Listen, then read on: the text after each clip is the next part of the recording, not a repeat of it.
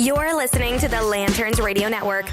We are the network dedicated to empowering the individual, illuminating the truth, defending American exceptionalism, and inspiring future generations. Stay connected and get involved at lanterns.buzz for great radio. Get commentary and news of the day. Lanterns.buzz.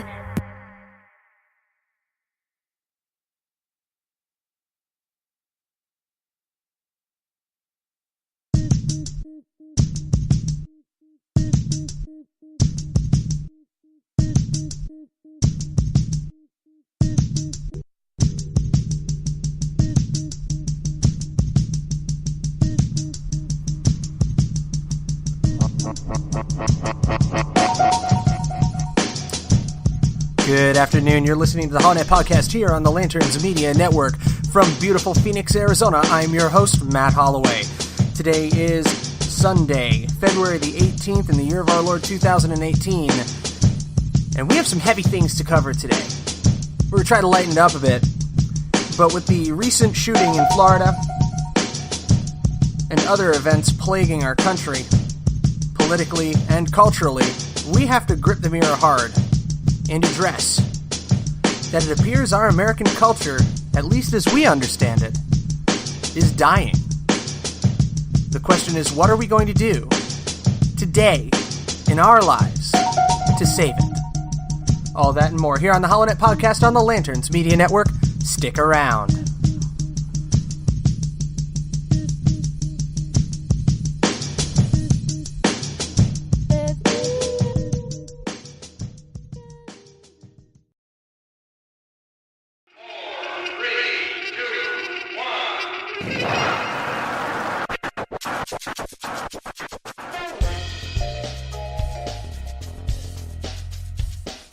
You're listening to the HoloNet Podcast on the Lanterns Media Network. The new conservative resistance begins right here, right now.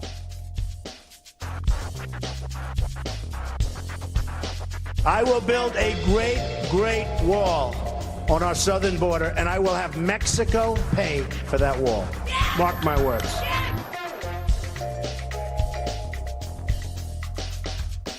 The American people are frustrated because their elected officials don't listen. When we're home on the campaign trail, we say we listen. And yet something about this Senate floor, something about Washington, D.C., I don't know if it's the water, something in the air, the cherry blossom, but people get here and they stop listening to the American people. What we witnessed here today in the Security Council is an insult. It won't be forgotten. It's one more example of the United Nations doing more harm than good in addressing the Israeli-Palestinian conflict.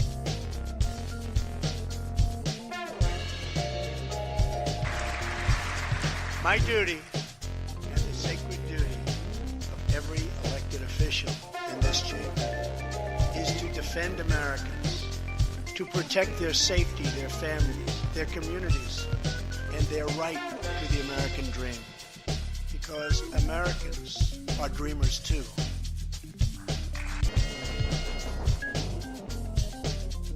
I want the people of America to be able to work less for the government and more for themselves.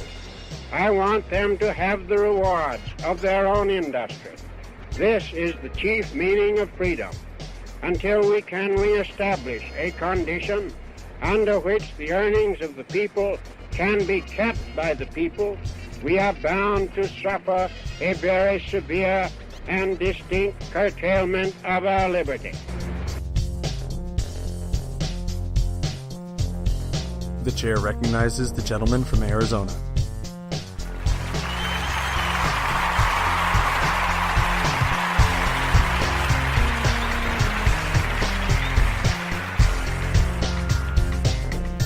Thank you, everyone. Thank you.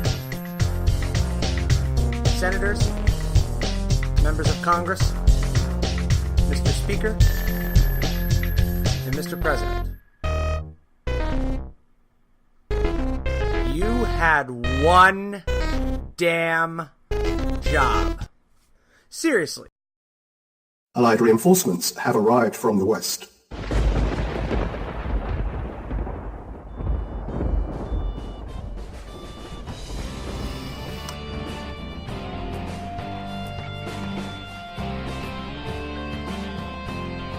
You're listening to the HoloNet on Lanterns Media Network. The Millennial Conservative Resistance begins here.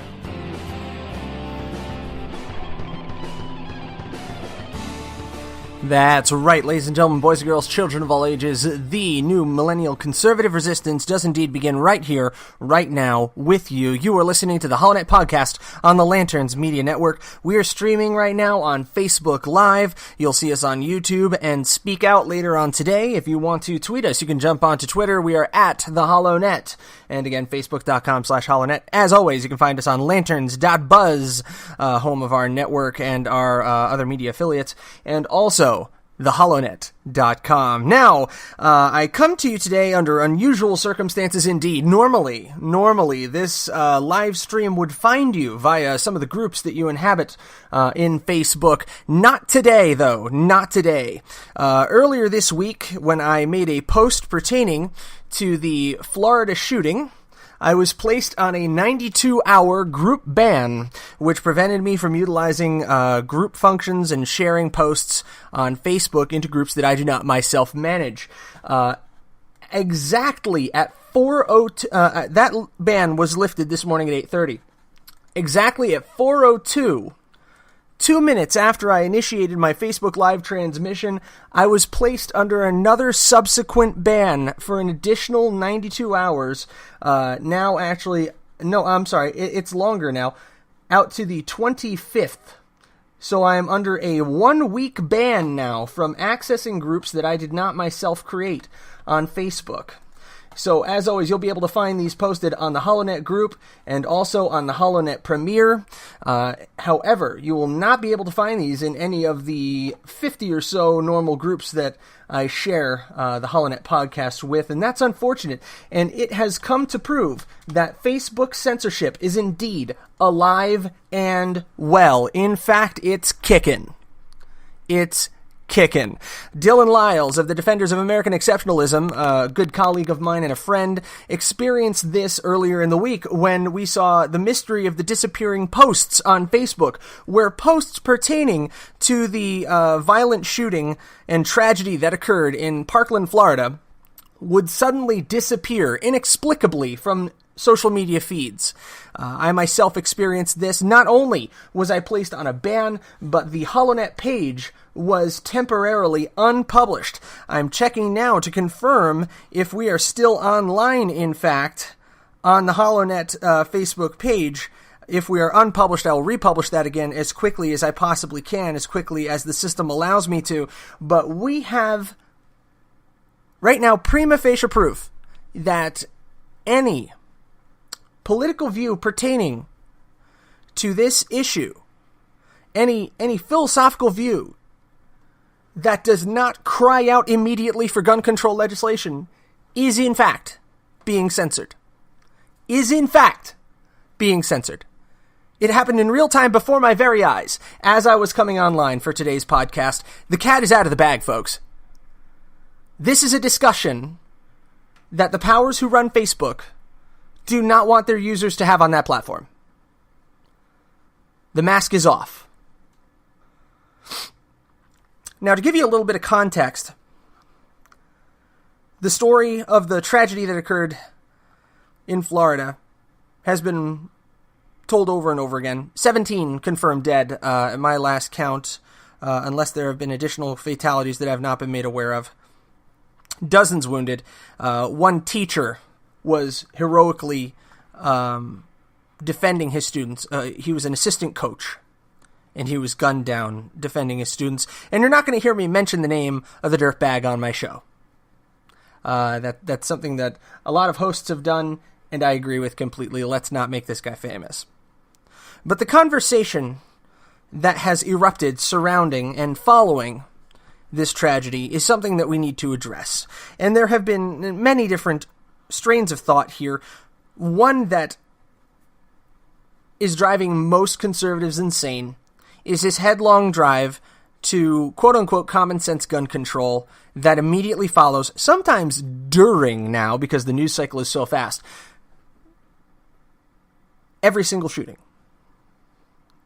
We've gotten a narrative that has been soundly torn down by the likes of Ben Shapiro, by the likes of Glenn Beck, by the likes of all the major players in the conservative talk industry, that there have been 18 school shootings year to date, and they ran down the list, and it's been thoroughly debunked that while these may have been incidents in schools that involved a firearm, not all of them were lethal. Certainly not all of them were what you would classify as a school shooting per se. One rather ridiculous example where I'm glad, thank God, that everyone is all right, was that there was a policeman who was doing a presentation at a school, and a third grader gripped his firearm and accidentally caused it to discharge, harming no one, probably requiring a change of pants for everyone involved, but thank God no one was harmed. Yet this was termed as a school shooting and counted among the 18.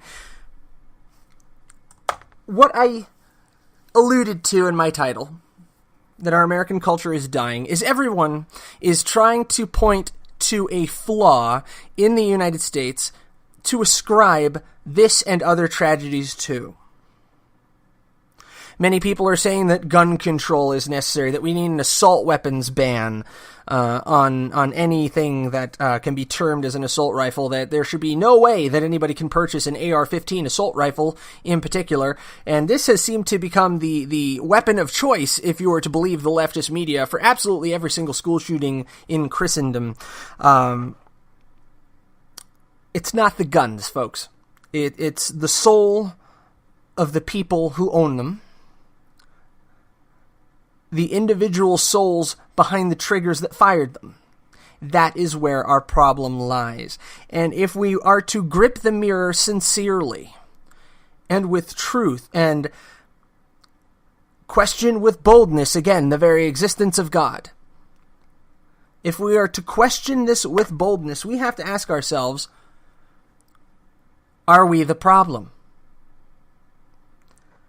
The answer, from a cultural perspective, is indefatigably yes. We are absolutely the problem. And I turn to a story on The Blaze from Chris Enlow. He's referring to a post that went viral from a teacher in Florida, a middle school teacher, not a teacher at the particular school where the shooting took place, but the teacher, Kelly Guthrie Rayleigh, I believe I'm pronouncing that correct.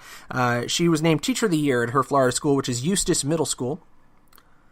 And she said, quote, "Until we as a country are willing to get serious and talk about mental health issues, lack of available care for the mental health issues, lack of discipline in the home, horrendous lack of parental support when the schools are trying to control horrible behavior at school, oh no, not my kid, what did you do to cause my kid to react that way, lack of moral values, and yes, I'll say it, violent video games that take away any sensitivity to any compassion for others' lives, as well as reality TV that makes it commonplace for people to constantly scream in each other's faces and not value any person but themselves, we will have a gun problem in our schools. Our kids don't understand the permanency of death anymore." She went on to write, "This post wasn't about gun control. This was for me loving the crap out of people and wanting the best for them. This was about my school babies and knowing that God created each one for greatness and just wanting them to reach their future." So this post, published Thursday morning, received 700,000 reactions and nearly 600,000 shares. Now I'll talk to you about the flip side of the coin, okay? The absolute flip side of this is a post that I put up, which was slapped with an immediate ban. It's considerably less verbose, and I'm not taking away from what Kelly Guthrie Rayleigh has to say. I agree with her wholeheartedly. I think, unrestricted access to violent video games is a problem, because from a parent's perspective, we have to own what content our children consume. We must own that. That is part of being a parent.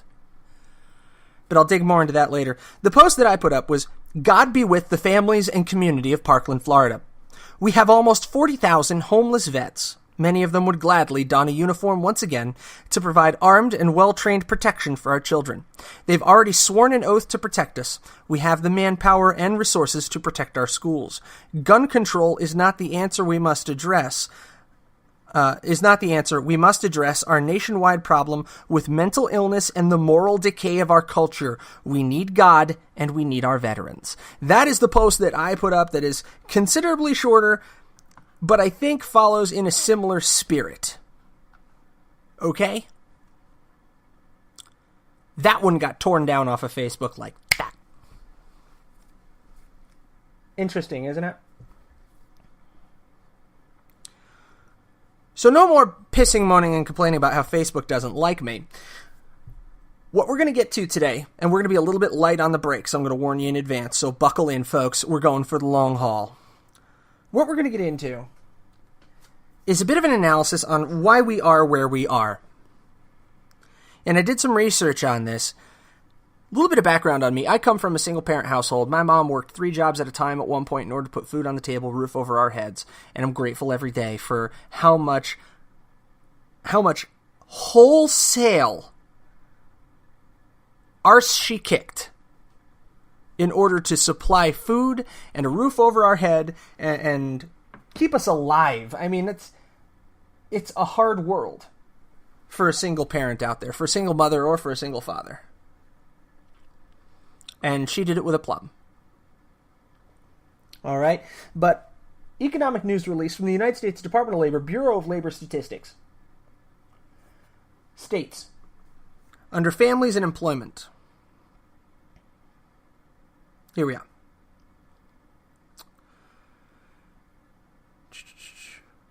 I lost it on the page. Sorry. Okay. 49% of married families had both parents working. Okay, how nuts is that? 49% had both parents working.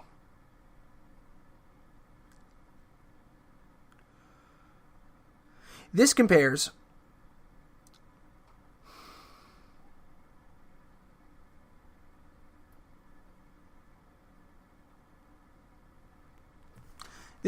to the 19% where fathers do all the work, 7% where the mothers do all the work.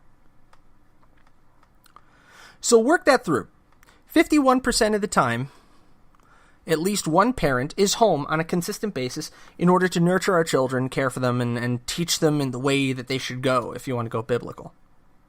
49% of the time, either both parents work, full-time or part-time, or some conglomeration thereof, and some parents out there can really make that work. And if you can, God bless you, because you are a titan. Okay? My in-laws did that. Both parents worked, but both parents managed to come home and be parents. And my sister-in-law and my wife turned out incredible. But I have to believe in my heart of hearts that that is the exception, not the rule. Because that takes some truly great parenting to be able to compress everything that you need to do with your children in order to have them be a complete human being, all the knowledge that you need to bestow, all the order that you need to give into their lives, all the love, all the nurturing, all the care, that you can pack that into like 4 or 5 hours a day after you've gone and done your grind for 8 or 9 hours or 12 hours or 6 hours or whatever it is. 49% of kids have both parents work. Now, of that percentage, it's anecdotal. How many do you think are doing it right? Where they're actually raising their kids up right? And how many are paying for some 19-year-old down at the daycare to essentially raise their kids for them?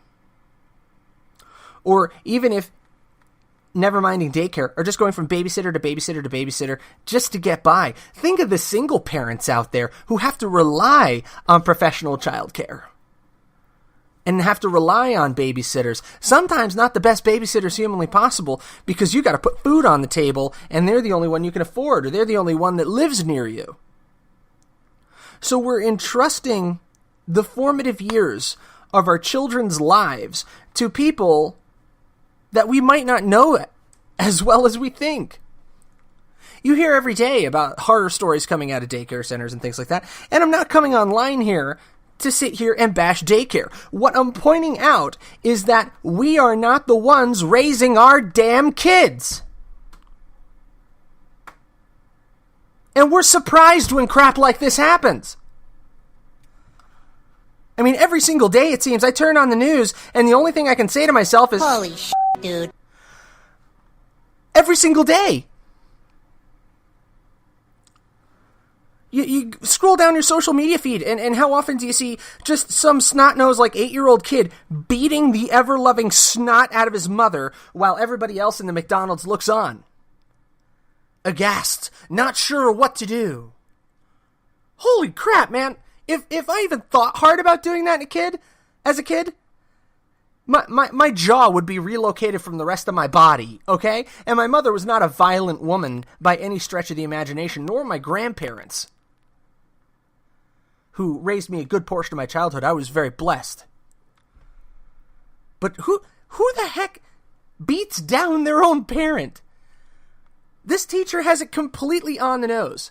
There's a lack of discipline in our households. A lack of engagement from us as parents to our children.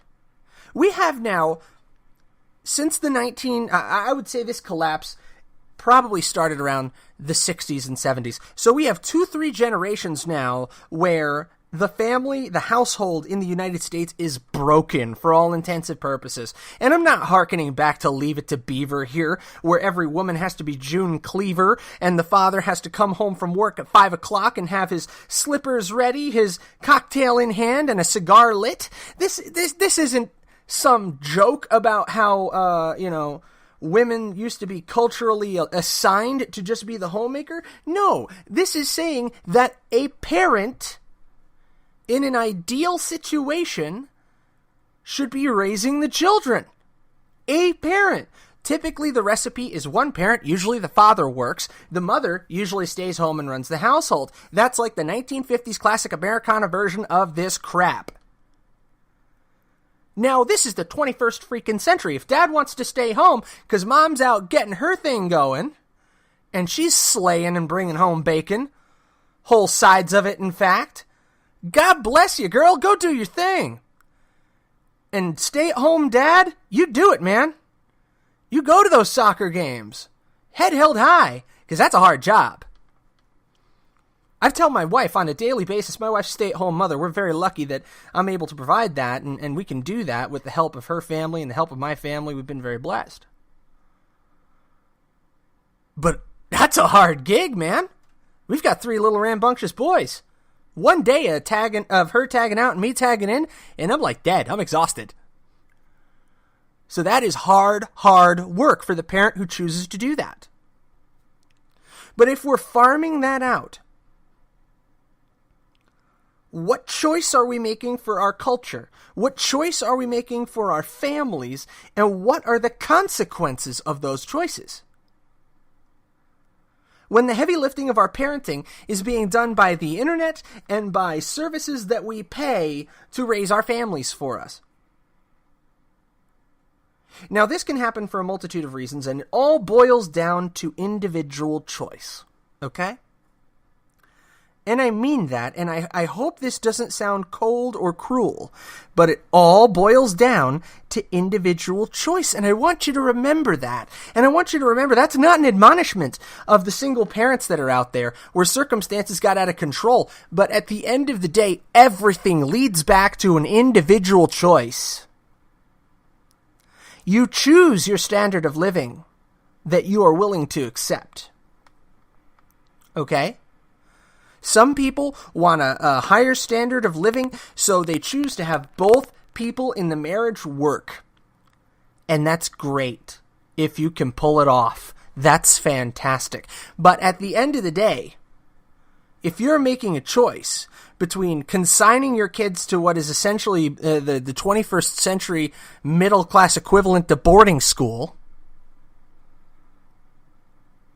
or you're willing to accept a slightly lower standard of living until they're school-aged or something like that, I'm just saying it's a choice. Single parents, your choices have led you to where you are, and sometimes that sucks. Sometimes that sucks hard. But at the end of the day, it's all choice. We've chosen to be where we are as parents. We've chosen the standard of living that we are willing to accept in our lives. We've chosen the type of culture that we want. And the type of culture that we want has removed God from school, has decreased the overall value of religion, period. Unless it's a religion that feels oppressed, then that religion has value. We've removed individual responsibility such to the extent that we blame everything but the gunman in a situation like this. We're looking to blame the parents. We're looking to blame the gun shop. We're looking to blame the school. We're looking to blame the teachers that didn't notice, the police, the FBI. Did some of them screw up? Yeah. Undeniably. Some of them screwed up big. But at the end of the day, the individual responsibility lies with the gunman, the man, the young man who cold and heartlessly gunned down 17 children and teachers in the coldest possible blood, in the cruelest terms. That is a monster. But what we need to look at as a culture, as a people, individually and collectively, are we creating monsters with our individual choices? And none of that it takes a village crap. None of that they're not your children. They belong to this country or this county or this state or this municipality or this city. No! They're my kids. They're your kids. I take full responsibility for my children. You take full responsibility for your children. We're parents, damn it. It's time to start acting like it. If you're going to be a parent, be a parent. If you're thinking twice about it because you can't make your HOA fee, you got a problem. Maybe you need to move.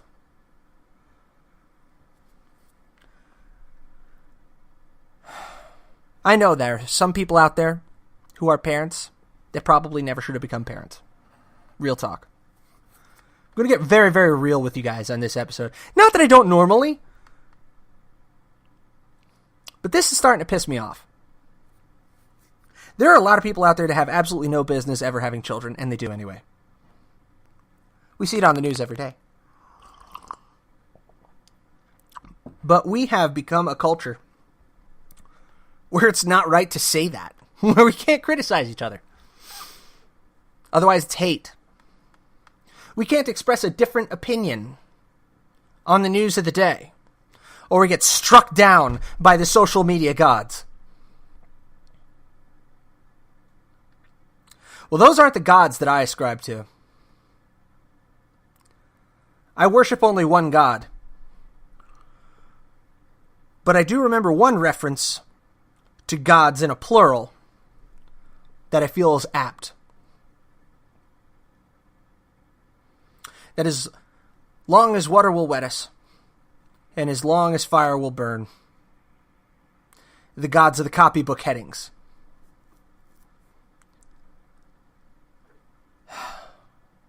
I believe the line is, with fire and terror return. Somebody can correct me on my quote. I'm sure they will. We're going to take a quick break. When we come back, we're going to dig a little deeper in our overall discussion of our dying American culture that seems to be willfully committing suicide en masse.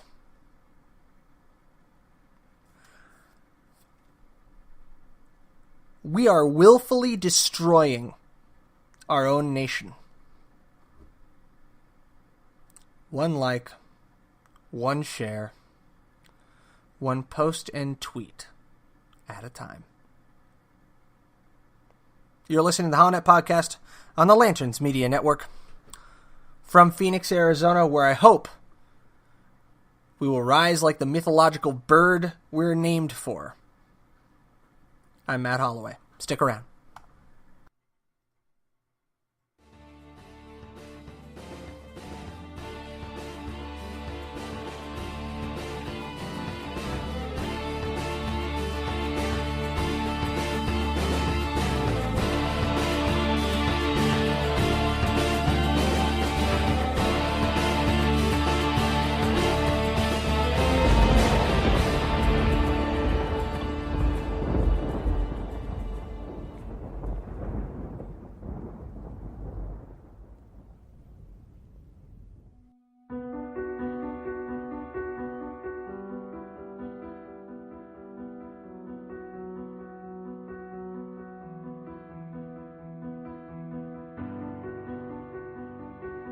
My fellow citizens, recent events have imposed upon the patriotic people of this country a responsibility and a duty greater than that of any since the Civil War. It is the common people of the world that are interested in this business. They know when we have war, it is they that have to bear the burden. It's their sisters and mothers and daughters that have to wait, trembling, to hear the news. We are called as a people to give testimony in the sight of the world to our faith that the future shall belong to the free. Since this century's beginning, a time of tempest has seemed to come upon the continents of the earth. I would remind you that extremism in the defense of liberty is no vice. And let me remind you also that moderation in the pursuit of justice is no virtue.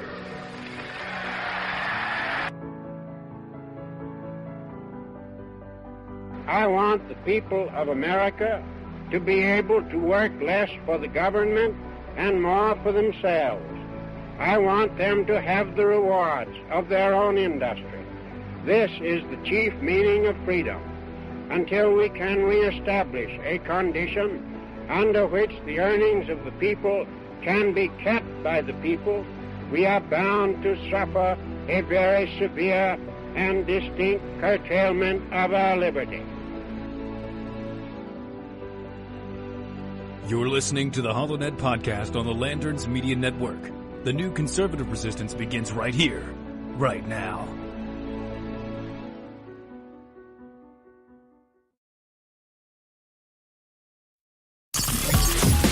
You're listening to the Lanterns Radio Network. We are the network dedicated to empowering the individual, illuminating the truth, defending American exceptionalism, and inspiring future generations. Stay connected and get involved at lanterns.buzz for great radio. Get commentary and news of the day. Lanterns.buzz. Allied reinforcements have arrived from the west.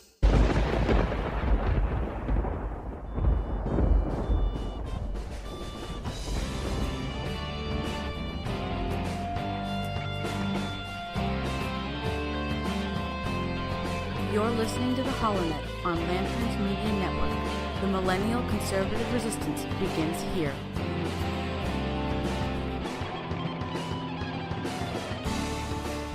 Welcome back. You're listening to the HoloNet podcast here on the Lanterns Media Network. I'm your host, Matt Holloway. If you want to join the conversation, we are streaming live on Facebook right now on facebook.com/HoloNet.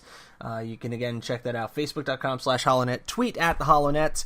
We're also on Speak Out and YouTube. You'll be able to find this video posted later on today and listen to us on iTunes, TuneIn, iHeartRadio, any other podcast software, really. Always pick us up. Glad to have you. Pretty heavy first half hour of the show. And I warned you it was going to be. So I did warn you. I did knock. But it's a heavy conversation that we need to have. It really is. As a conservative, I've always viewed our fight as the good fight. I've often talked about holding the line against the night. Here at Lanterns, our motto is that we're here to fix the machine. In order to do both of those things, we first have to fix ourselves. So if you're listening to the show or you're watching online, if you're within the sound of my voice at all, I want you to grip the mirror hard, and I want you to ask yourself, am I being the best parent that I can be? Am I giving my children the amount of time that they need, the amount of emotional, spiritual, and knowledge-based guidance that they need every day? Am I holding myself individually responsible for their conduct, their growth, and their behavior? And I'd like to say that 100% of the time that I do, but I'm not perfect. I constantly strive to be better. And I'm blessed to be married to a woman who makes me better in many ways than I am already. We complement each other well. Do you and your partner or your spouse have that same back and forth where they complement your weaknesses? Where they fill in your gaps to make you overall a better person? If that's the case, that's what we need to be teaching our children. We need to be teaching our children the value of life. And in a country where we've ended millions upon millions of lives every day since the 1960s in the name of choice, in the name of an illusory right to determine what is and is not human life, we have a severe cultural problem. We have a sickness. In a world where a eugenicist murderess like Margaret Sanger is celebrated, and pro-life advocates are vilified, where climate change, which many view to be scientifically dubious, a scam at worst, or not as severe a problem at best, is the biggest thing on people's minds. We're ignoring the fact that we're slaughtering millions of babies every day. And one of the most obtuse tweets that I saw, actually I think it was on Facebook, said the GOP wouldn't care about the 17 children lost unless the school were a uterus. I may be paraphrasing that incorrectly. I apologize if so. But suggesting that we only care about abortion, that we're a one-issue group of people. And I don't know about the Republican Party. I find my faith in the Republican Party waning and waning by the day. But I can tell you that conservatives, by and large, especially those of the pro-life movement, tend to be relatively consistent in their veneration of human life. I don't care if you're 17 weeks along in pregnancy or 17 years old. There's value to human life. There's an intrinsic value to a human soul. It exists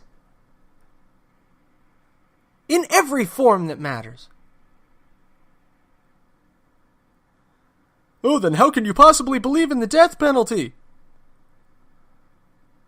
Because there are some crimes where there's no punishment big enough. Murdering 17 people in cold blood for the lulz. You're damn right. That's a situation that calls for the death penalty.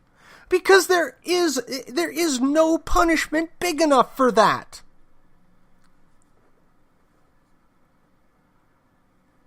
Pol Pot, Joseph Stalin, Adolf Hitler, genocidal maniacs, Slobodan Milosevic, Abu Bakr al-Baghdadi. These are men where I don't believe anyone in the world could argue with the death penalty for them. Because they murdered on such a scale as it has to be set apart from all others. But this sick gunman in Florida, 17 people? Yeah, that's a death penalty. One person in cold blood. The Bible teaches us that we shouldn't do eye for an eye, that we should turn the other cheek, and that vengeance belongs to God. Depending on your reading, there are also parts of the Bible that governments have tapped for legitimacy for centuries, where the language is more like God's justice be done. That's a theological debate.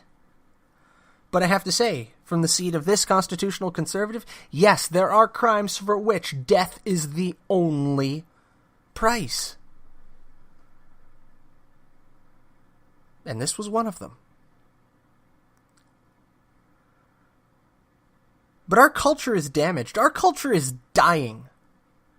Every day. What are you going to do to defend it? What are you going to do to protect it?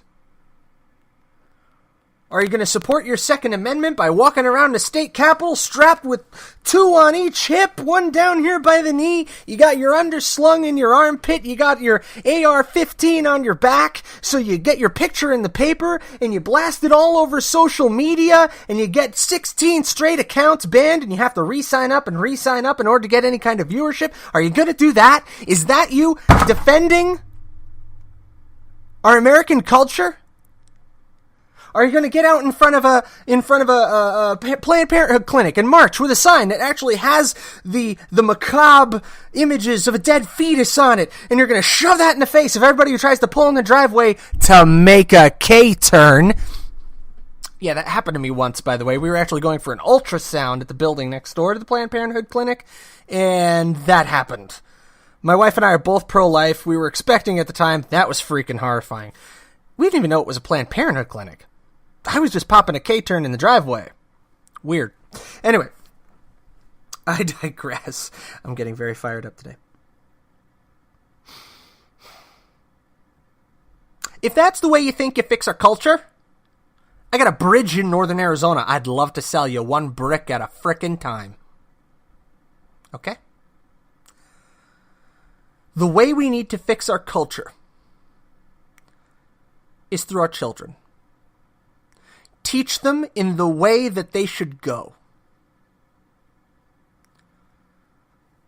We need to start playing the long game, kids. Because the progressive left has been doing it for a frickin' century. And they took over education first.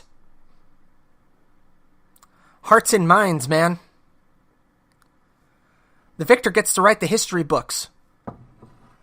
Well, the thing is, if you're writing the history books, you get to decide what history is. And if you teach that history, you can put any spin on it you want.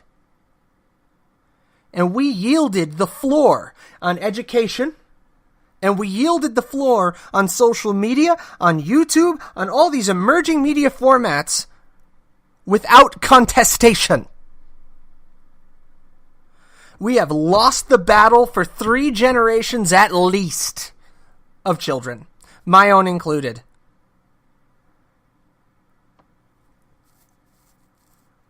Hell, you have to get to people my parents' age and older before you get people who were raised right. There's about a percentage, and you know, this is just me anecdotally from people I've met, of millennials who actually have their head screwed on right. And I'm not talking about left versus right, okay? There are people that are chest-thumping Bernie Sanders bros, but they're decent, and they got their head screwed on right, and they actually believe in individual responsibility. Got a couple of friends who do. Great people. Respect them. Disagree with them. Argue like hell. But I respect them.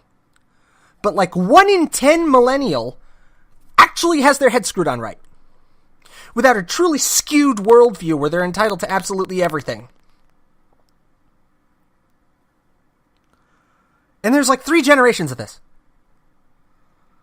Kids from the 70s, 80s, 90s, and 2000s now are psychologically borked. I mean, they are screwed in the head. I'm going to have to pull it down maybe for a future show, but there's a great quote from the movie Broken Arrow. Nick Cage and John Travolta side by side. The one character's name is Deakins. And Nick Cage looks at Deakins in the climactic fight and goes, "You're effed in the head, Deke. You're effed in the head." That's the problem with our children right now. Effed in the head.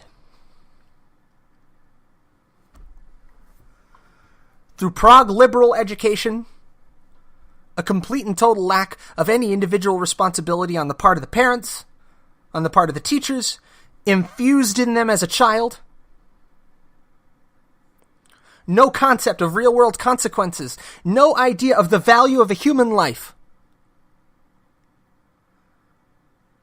No moral grounding. You know, I know people who went to Sunday school every week, went to church every week of their whole childhood, right up until they're like teenagers, and then the parents said, okay, you can decide for yourself from now, because I did my job, and I gave you a moral grounding in what is right, and now you can make your own choices. If you want to go off and be a Jew instead, you can go be a Jew. If you want to be a Jehovah's Witness, you can go be a Jehovah's Witness. If you want to be an agnostic, if you want to be an atheist, if you want to be a Muslim, whatever you want to do, I did my job right. I got you to confirmation. From there, it's your call, buddy.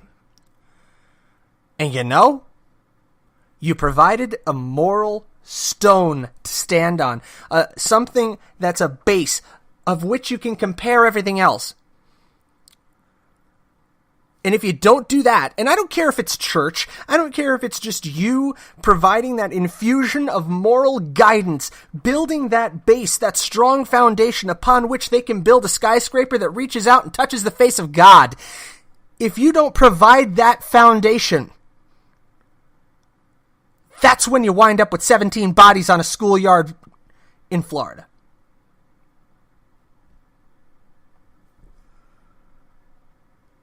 Our culture is dying because we're allowing it to. One kid at a time. One missed soccer game. One skipped a recital. One homework assignment where you tell them to Google it. One afternoon the kid spends on YouTube instead of playing with you.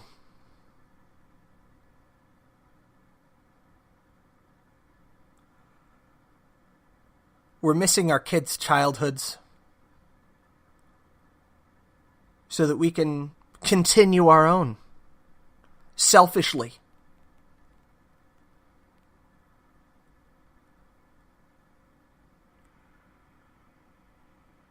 The fault is not in our stars, but in ourselves. Grip the mirror, America. We don't need gun control. We don't need bullet control. We don't need an assault rifle ban. We don't need a longer waiting period. We need to be better parents. Better stewards of our future.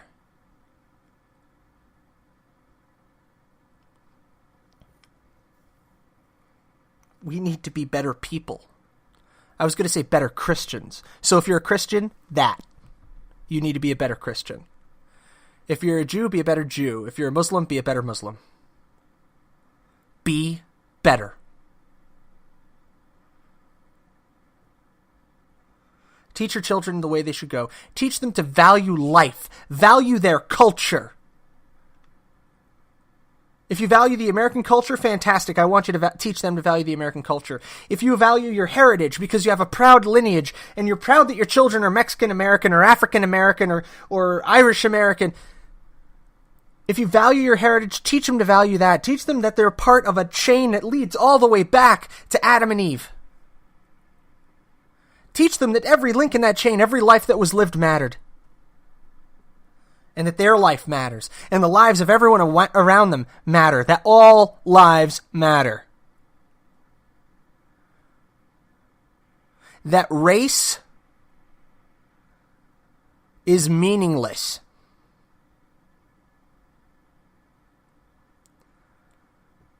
That there is no equality of outcome. There's only equality of opportunity.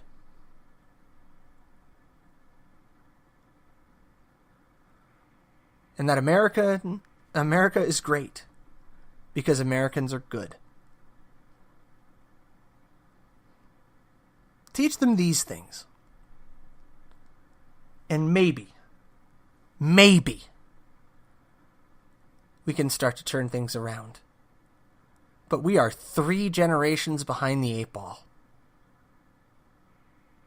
That's 3 generations of people who just don't care enough. Or just don't know what to do, so they hire somebody else to do it. who choose a more comfortable life over a more meaningful life.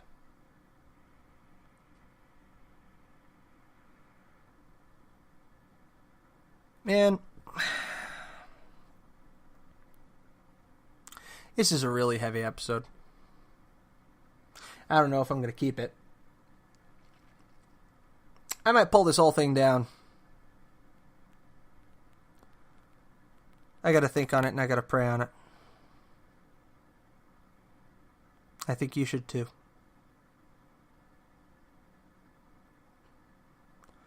Our American culture is dying because we're letting it. As we're not doing the right things to stop it and to make it better.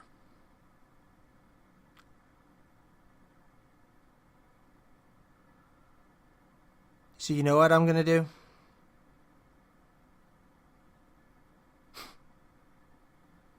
You know what I'm going to do? I'm going to shut off the couple $1,000s of equipment I got sitting around here. Shut off the computers. Leave my phone inside. Unplug the social media for a while. Get my kids up from their afternoon nap. And I'm going to go play with my freaking kids.